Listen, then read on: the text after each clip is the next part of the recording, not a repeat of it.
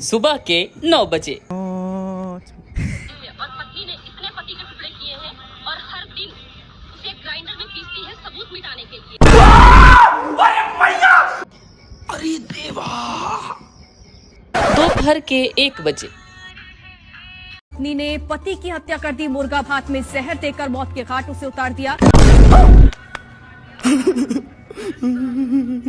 शाम के 4 बजे। अगर पटाना चाहते हो ना, पटा लो।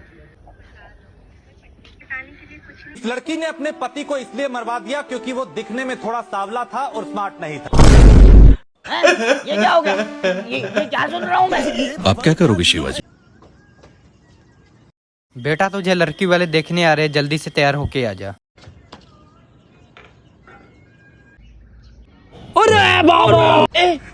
हम अघोरी हैं बालक, घर गृहस्थी से हमें कोई मोह नहीं, भिक्षा दो।